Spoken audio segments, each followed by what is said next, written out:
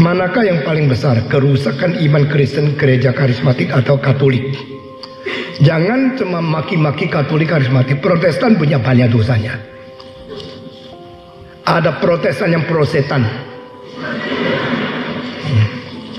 ada karismatik yang kayak rematik, ada Katolik yang tidak beres. Orang Katolik kalau menemukan Injil dia diselamatkan, seperti Martin Luther. Dia orang Katolik tapi menemukan Injil. Orang Protestan kalau menjual Yesus dia masuk neraka, seperti Yudas. Orang karismatik banyak yang cinta Tuhan, kalau dia akhirnya menemukan firman Tuhan lebih penting dari pengalaman, di situ mulai robah.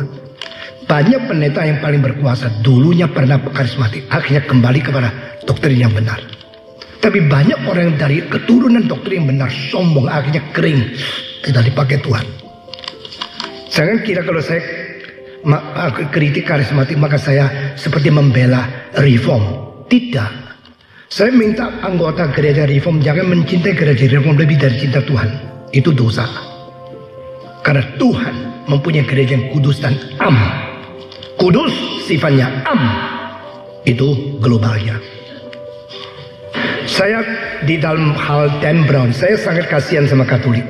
Karena Katolik itu banyak hal yang dikerjakan baik sekali, tapi seolah-olah dirusak oleh Dan Brown. Seperti Katolik itu adalah penipu yang terbesar, pengkelabu kebenaran dan pemimpin agama yang menipu seluruh dunia, dan akhirnya dia membunuh semua yang tidak setuju sama dia. Itu sangat merugikan gereja Katolik.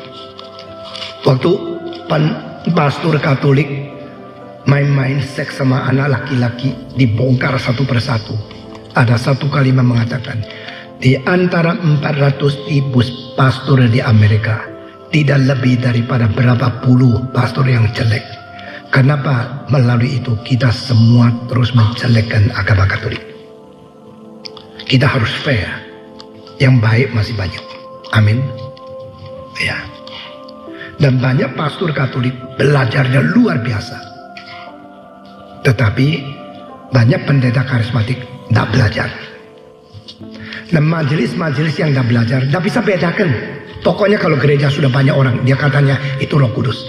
Majelis-majelis, awas kamu.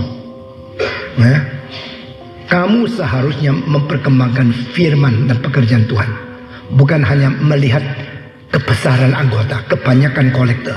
Bukan itu. Dan pendeta-pendeta, awas kamu. Kamu berani berdiri mengajar orang lain yang kau ajarkan kalau bukan kebenaran. Hak apa yang kau berdiri hadapan orang lain? Jangan main-main. Semua yang sekolah teologi saya minta bisa tiga-tiga. Mengajar, menginjil, menggembala. Paulus tidak katakan saya teolog, saya masuk sebagai dosen teologi, tak usah pergi jalan di tengah-tengah dan mengabar Injil. Paulus pergi mengabar Injil berapa susah. Paulus jalan kaki dari kota ke kota itu, tak tahu mau hinggap pakai payung atau tidak, panas terik matanya. Mau beli Coca-Cola tidak ada. Itu namanya menginjili. Belajar melayani Tuhan secara beres. Karena manusia datang kembali. Bisakah masih menemukan orang beriman dan bermoral? Kecuali mereka yang pegang teguh firman Tuhan.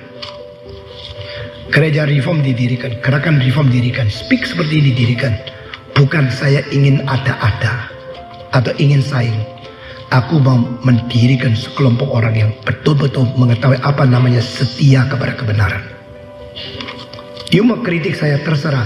Makin kritik besok dihukum Tuhan makin banyak. You punya urusan. Saya tidak akan kompromi di zaman ini sama siapa saja. Potong kepala silakan. Saya hamba Tuhan. Saya bukan orang tidak belajar. Saya tahu semua isu yang kau angkat saya debat sama kamu. Jangan bilang sama saya, wah gereja itu berkembang orang banyak. Ajaran kalau salah, orang paling banyak lebih malu. Karena dia merusak lebih banyak orang. Ngerti tidak?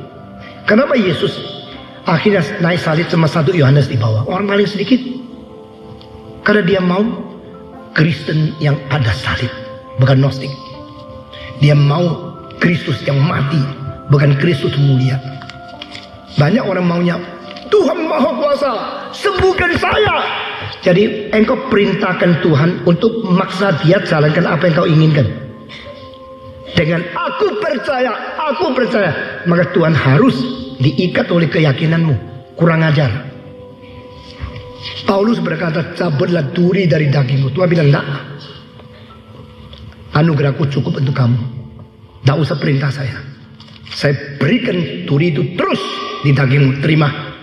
Yesus minta cawan disingkirkan. Akhirnya minum habis. Kamu kira karismatik itu sedang menyatakan kemuliaan Tuhan, kuasa Tuhan. Kenapa kalau ada satu orang disembuhkan oleh Benyamin, surat kabar tulis. Nanti orang yang sama 3 hari lagi sakit lagi, surat kabar tidak tulis. Yang fair dong. Patong suka kritik orang lain. Tidak, saya menyatakan fakta.